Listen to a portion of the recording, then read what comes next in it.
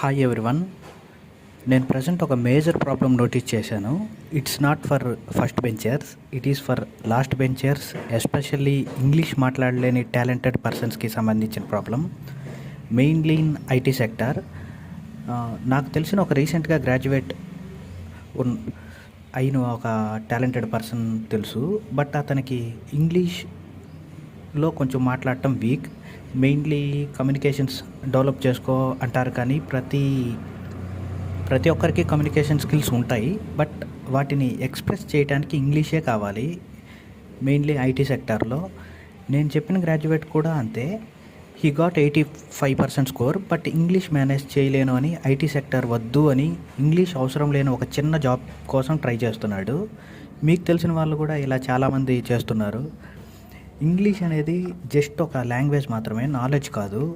ఏదో cinema dialogue చెప్తున్నాను అనుకోకండి, English is just a language, not a knowledge అని. మీరు అడగచ్చు, మరి ఇంగ్లీష్ లేకుంటే కమ్యూనికేట్ ఎలా చేయాలి?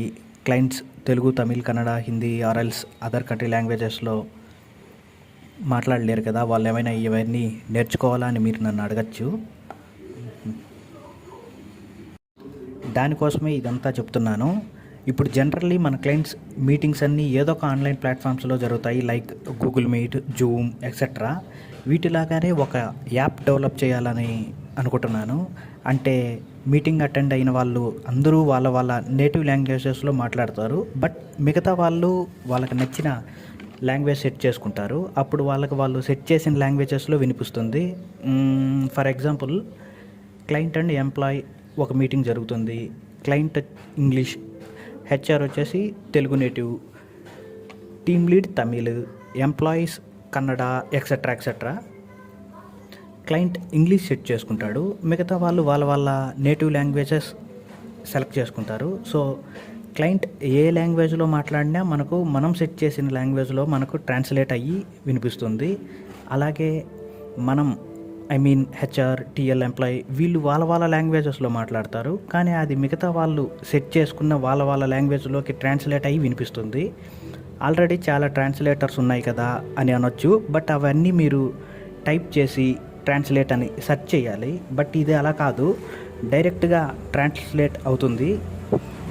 దీనివల్ల టైం వేస్ట్ అవ్వదు. అండ్ ఇప్పుడున్న ప్రజెంట్ టెక్నాలజీ, ఏఐ,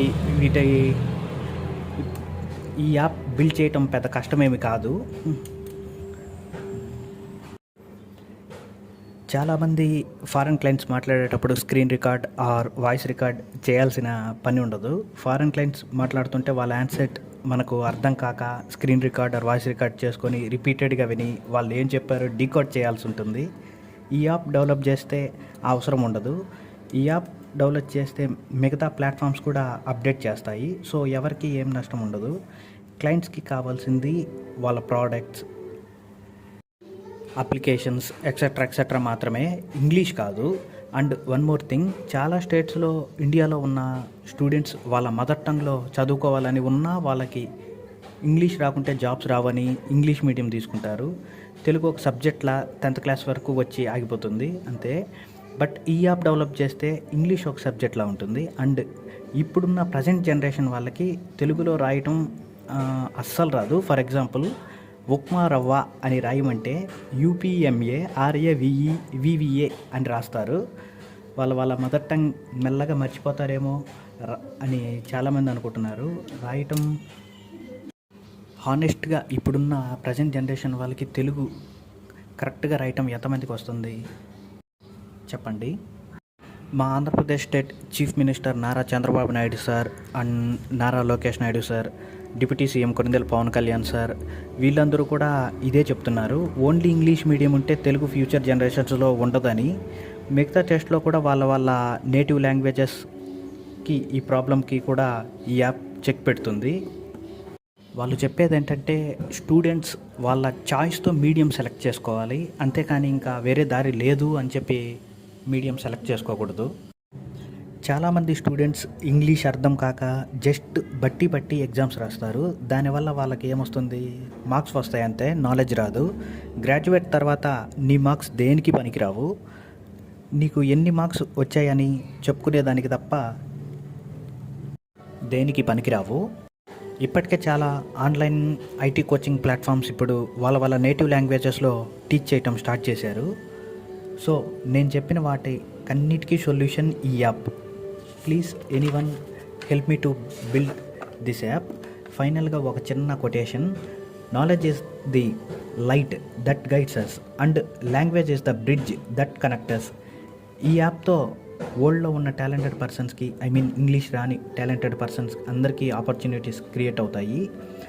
లాంగ్వేజ్ అనేది ఒక బ్యారియర్ లాగా కరెక్ట్ అవ్వాలి తప్ప డెడ్ ఎండ్ అవ్వకూడదు. లాంగ్వేజ్ అనేది మనకి స్ట్రెంగ్త్ అవ్వాలి కానీ వీక్నెస్ అవ్వకూడదు. ఈ యాప్ ఇంటర్వ్యూస్ కండక్ట్ చేయడానికి కూడా యూజ్ చేయొచ్చు. And finally thank you. Please share, comment and subscribe. Please share చేసి చాలామందికి ఈ యాప్ గురించి తెలిసేలా చేయండి. ఈ యాప్ బిల్డ్ చేయడానికి ప్లీజ్ హెల్ప్ చేయండి. మన channel screen on fire 3622. And ఈ యాప్కి డెవలప్ చేశాక అండ్ రిలీజ్ చేసిన తర్వాత 2-3 అప్డేట్స్ కూడా ముందే ప్లాన్ చేశాను. Thank you very much.